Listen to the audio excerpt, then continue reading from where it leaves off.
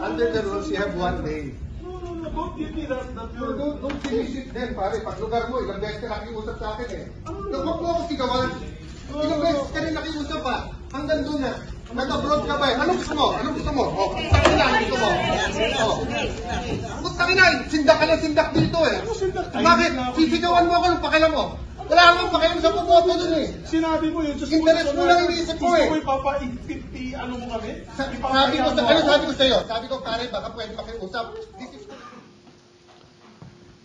Thank you, Your Honor. Mr. President, if I may. What is the pleasure of Senator Zubiri? Yeah, just two issues. One is this was not in the daily agenda, this concurrent resolution number 23. But I know, of course, our good colleague would like to have not his area not be disenfranchised in voting. So sometimes we take it up important matters such as this to be able to answer the times. And this particular issue is on the disenfranchisement of these 10 EMBO barangays. However, Your Honor, I'm trying to get in touch with our colleague who is from Makati, and I do not know, does this have any implication to Senator Binay's I can state for the record, Mr. President, it has nothing to do with Makati anymore, because all of these barangays are now under Taguig, being administered by Taguig, and the problem is they'll not be able to vote for any. May I ask for just a 1-minute suspension, just calling. 1 minute suspension, Mr. President. Session is suspended. Before that, am I correct that the former Senate President wants to move that we suspend the consideration of this concurrent resolution and discuss it tomorrow? If yes, then may I make a Yeah, Mr. President, my question, first of all, I don't know anything about this bill. Nothing. It just came out of the air. So this is a Senate concurrent resolution. This is not a simple resolution. And I was a majority leader, like you've been also a minority leader, I believe, a majority leader. And the concurrent resolution has a force of, before the Supreme Court came out with the decision that it does not have a force of law, but it used to have a force of law. So ang question ko lang dyan, Mr. President, is, with due respect to him, I know it's a local issue. I know it's a local issue, and it's important to you guys. And I don't want to disenfranchise anyone. Ang akin lang sana, explain sana sa amin ano itong pag-usapan natin. Yun lang. And I asked a colleague who represents particularly before these 10 EMBO barangays, I asked her, and she also doesn't know what's going on. Due courtesy lang ba? Sort of some respect and due courtesy. Yun lang akin, Mr. President. I have, again, if I raised my voice, it's because, it didn't have to go that way, and I apologize if I raised my voice. Okay, ang akin dyan, if it will help you, maybe we can pass this, we can take it up tomorrow. Ang akin lang naman dyan is nabigla ako, dahil nasa taas nga ako, at biglang may concurrent resolution about these barangays. Wala naman sa agenda today, Mr. President. So, my appeal to the good gentleman is give us time to at least explain to us what it is all about. We have no caucus. We've never had a caucus since I asked for one in the beginning of the incumbency of the good Senate President. So I don't know. If we had a caucus, you could have raised it there and said, this is a very simple piece of resolution. Nobody's going to get affected. We're going to get them to vote, at least in these elections. If I was told that, then I would have no problem. Pero biglaan eh. Ngayon ko lang nakita yung document here, just now, when I went down. So, that is all I'm asking, because we're not the house of, we don't want to be like other establishments na, ano lang tayo, in the midnight hour we're passing measures. No, we're not like that. Senator Pia Cayetano knows that. That's her pet peeve. She doesn't like to pass things in the middle of the night when nobody's around. I know that, because we have traditions, and it's a time-bound tradition.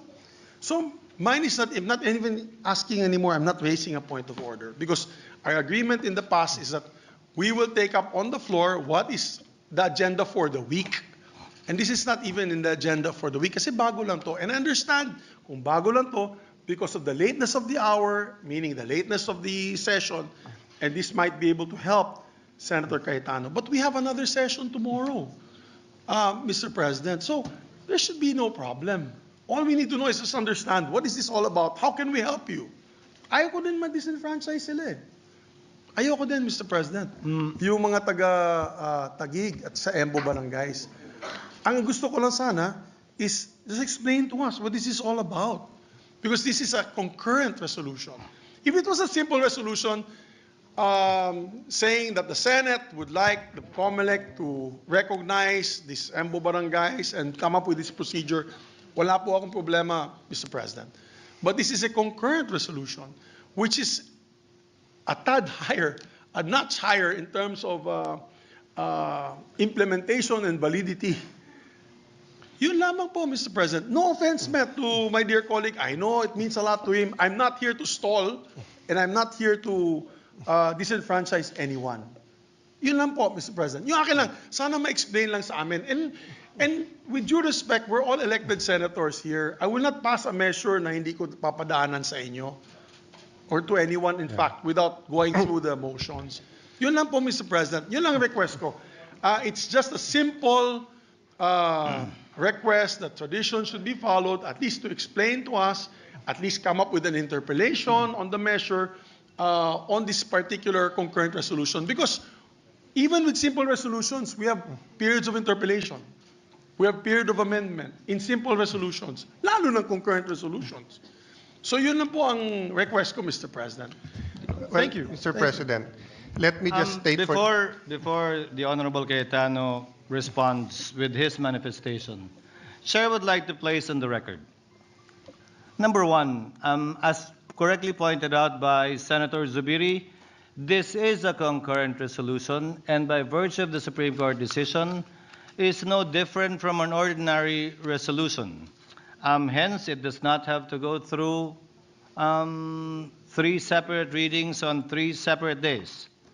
Number two, we did give due courtesy to Senator Nancy, even if this involves barangays that are no longer part of Makati, but because the chair thought it used to belong to Makati, we cleared it with her. I don't know if the statement of the gentleman was stated on the record that we consulted their administrative staff. The answer is no. We consulted the chief of staff named Christine and her head of legis named Isa, who according to them consulted the good senator about it, and the response was, she can confirm or deny the same tomorrow, it has nothing to do with Makati because it has everything to do with Taguig.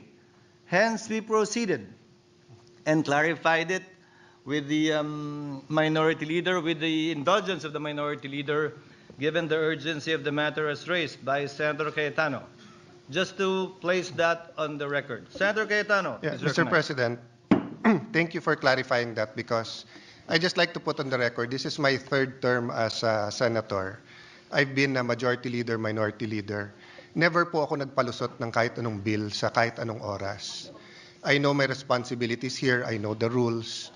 Lahat naman tayo hindi perfect. Siguro ilan lang sa kwarto na to and mostly they're from the staff ang memorize ang rules, no? Kaya nga makikita ng mga taong nanonood ngayon, lumalapit pa kami dyan sa harap or dito sa gilid sa staff kapag ka magtatanong sa rules because may precedents yan, rich na yung history. Now, we did not violate the rules because the joint resolution, the concurrent resolution was filed yesterday, and unlike before that it was treated like with force of law, dinadaan po natin yan in a process that's like that. But after the Supreme Court decision na sinasabi it's like a resolution, it's the sentiment, yung kalooban ng House at Senate, we treat it like any other resolution. The person objecting now was our former Senate President. He knows naman that you do not go to all 24 senators. You go to the minority because you're part of the majority. And I did go to the majority last night pa.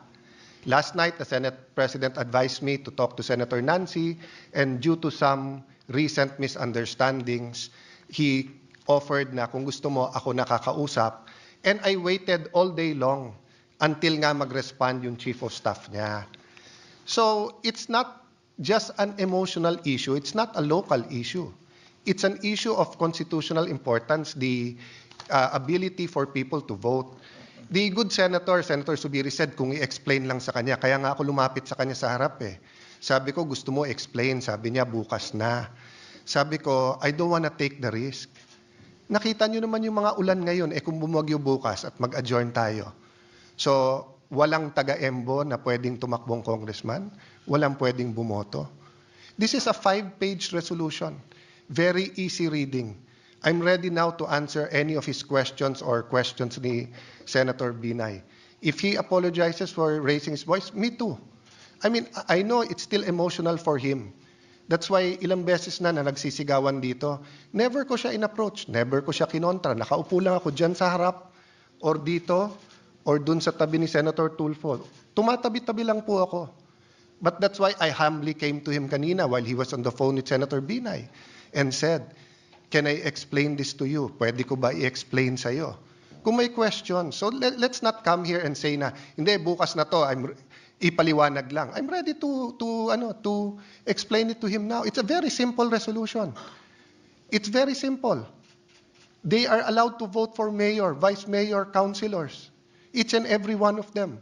But the COMELEC said they are now Taguig and they're not under Makati under the Supreme Court decision. At sabi ng COMELEC, you cannot vote for congressman.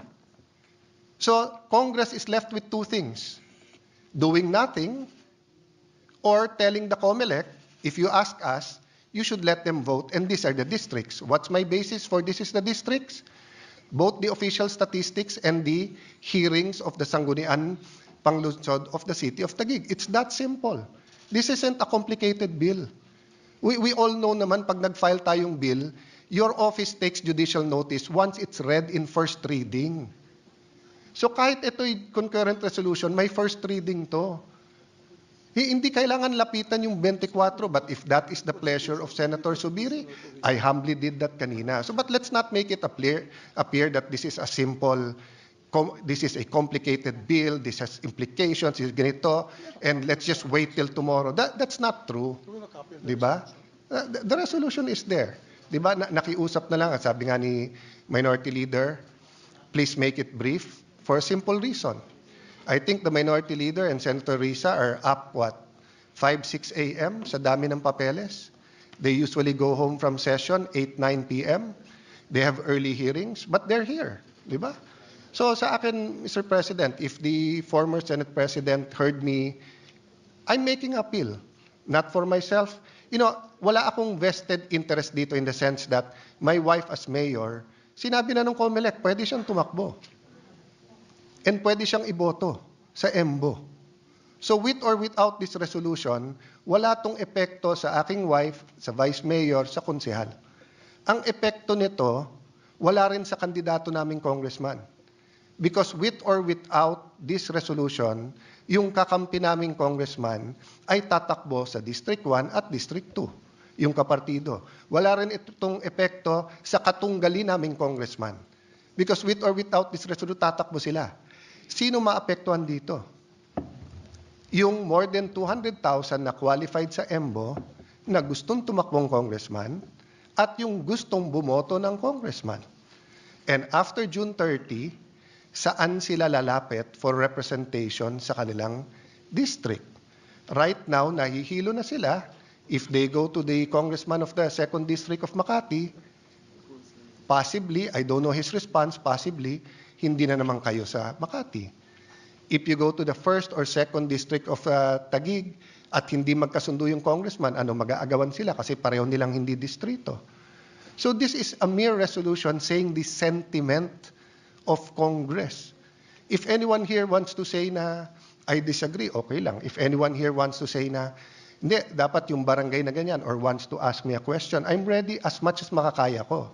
Pero ang masasagot ko lang sa inyo, Mr. President, and this is for my, tinuturing ko rin kaibigan, kahit may heated, siguro naman, 1998 ko pa kasama si Senate President Zubiri. So siguro we're entitled one heated argument, which is tonight. No? Kasi 1998 ko pa naman siya. Madalas, magkaiba kami ng stand, pero hindi naman kami nagkakainitan. So if you're apologizing for raising, I also apologize for raising my voice, my friend. But you know, if this was Bukidnon at hindi sila makakaboto, hindi sa i-give ko lang sa iyo eh.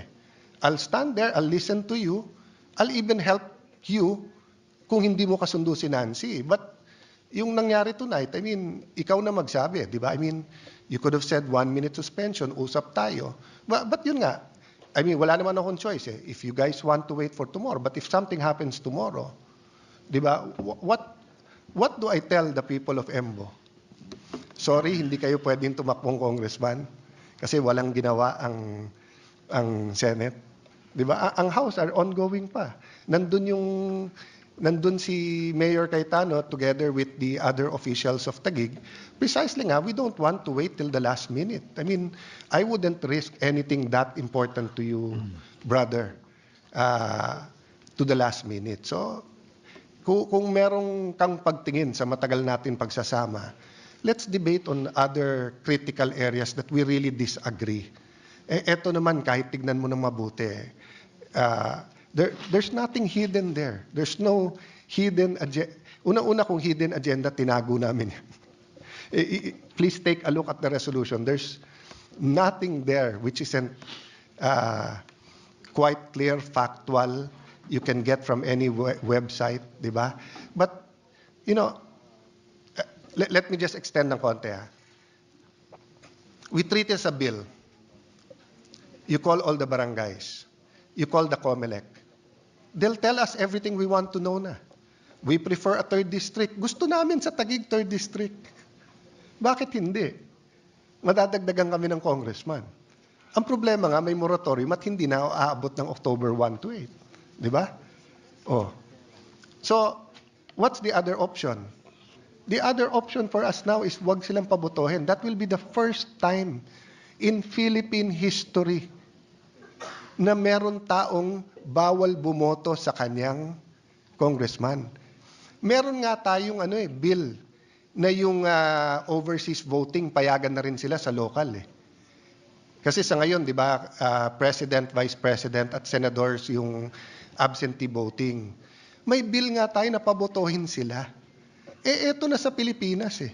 Hindi makakaboto. It's not your fault, it's not my fault, it's not the Binay's, it's no one's fault because yung timing and circumstance ng Supreme Court decision and yung pleasure ng House na wag magdagdag ng miyembro. Some of them feel we're an exceptional case at dapat payagan. Hindi namin brinaso yon. And even if hindi, kung kusa sa loob nila magpasa ng 3rd district, hindi na kaya in 1 week. What will we do? Pipilitin natin by December or January na magpasa ng 3rd district. In the meantime, all the candidates in that area will know what to do. There will be no discussion on the issues, whether local or national. Diba? So, yun naman sa akin, no? Na I leave it to the pleasure of the former Senate President and gentleman from Bukidnon, no? If you ask me, ako'y nakikiusap, ipasa na natin since walang masasaktan dito. Kung may makita kayong masama tomorrow, you can move to recall it. And the other members will be here. Oh. Kung may mangyari tomorrow for one reason or the other at hindi ito mapasa, how do we answer our constituents? Constituents, binoto rin naman tayo nung kanya-kanya nating lugar eh. Di ba? So maybe that would be acceptable to him, that we pass it. If they see something wrong, tell me. Ako mismo mag-move to reconsider, then we will discuss it. Nandito naman siya. Any member who's here and voted for it can move for the reconsideration. May I ask for a minute suspension, Mr. President? Session is suspended. Senator Zubiri is recognized. Yeah, thank you, Mr. President. After deliberating with the good sponsor, no, I just wanted to find out, because initially I thought it was a creation of a new district, like an EMBO district, which is clearly we can't do. It has to be a creation by law. So these are the things that I wanted to learn more about before the actual filing. So at least now I was able to consult with the good gentleman from Taguig, and it's a clarification that we're not creating a new district. It's just trying to asking the COMELEC to try to absorb the other, these 10 areas in the other 2 districts. Is that correct, Your Honor? So, Is that correct, Senator Cayetano? Yes, it's correct, Mr. President and former Senate President, na, as I said, no, we're trying to make the best of a very bad situation. In one sense, They're not part of the 2nd District of Makati, but they're also not part of any other district, and there's no time, and we're not sure if a 3rd district. So what we're saying lang is ipasok sila proportionally and contiguously to the existing District 1 and 2 of Taguig. And since the House have a present representative of District 1 and 2, then if they pass it, then now you will have the City Council, the House, and the Senate just giving the COMELEC a sense na dapat pabotohin sila. With that explanation, Your Honor, Mr. President, and knowing fully well that this is a resolution, it's like a sense, ika nga, ng Senado, a sense of Congress, because it's a concurrent resolution. Then I actually did not interpose any objections, Mr. President. I just wanted to, for the good gentleman to clarify with me what this concurrent resolution is all about. That's all, Mr. President. Sir And President- I interpose no objection. Sir President, just for the record, sa elevator lang nagyayabang ako sa staff ko. Sabi ko, sa lahat ng Cayetano, ako pinakamalamig ulo. Kasi mainit na ulo ng ate ko kanina. And yung dalawa kong kapatid, madali ding uminit ulo. And then uminit ulo ko ngayon. So I apologize to everyone, including Senate President Zubiri. Technically, may excuse ako kasi I'm on steroids dahil hinihika ako ngayon. But it's still no excuse. So pasensya na kayo. Me kung also, I apologize for my nagkaano tayo. behavior, Mr. President. I mean, we've known each other since 1998. We have together known with each the other good Senate since President. 1998. Yeah, so... And while we're in the spirit of asking for apologies, Chair would also like to apologize for the lateness of the hour. Yeah. So with no objections Yes. from Senator Zubiri, may I now recognize the Majority Leader. Majority recognized for his manifestation and brief